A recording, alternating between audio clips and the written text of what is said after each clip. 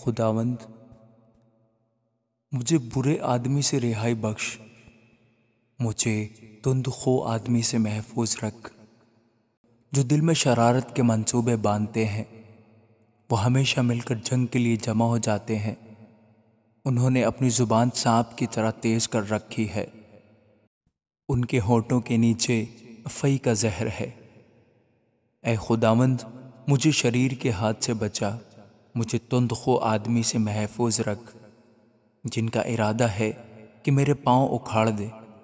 مغروروں نے میرے لیے پھندے اور رسیوں کو چھپایا ہے، انہوں نے راہ کے کنارے جال لگایا ہے، انہوں نے میرے لیے دام بچھا رکھے ہیں۔ میں نے خداوند سے کہا، میرا خدا تو ہی ہے۔ اے خداوند، میری التجا کی آواز پر کان لگا۔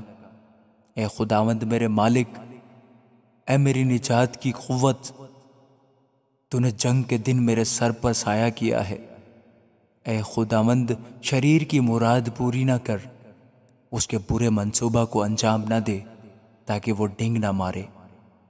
مجھے گھیرنے والوں کے منہ کی شرارت انہی کے سر پر پڑے، ان پر انگارے گریں، وہ آگ میں ڈالے جائیں اور ایسے گھڑوں میں کہ پھر نہ اٹھیں۔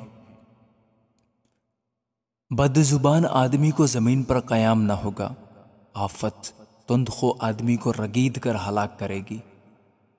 میں جانتا ہوں کہ خداوند مصیبت زدہ کے معاملہ کی اور محتاج کے حق کی تائید کرے گا۔ یقیناً صادق تیرے نام کا شکر کریں گے اور راست باز تیرے حضور میں رہیں گے۔ آمین۔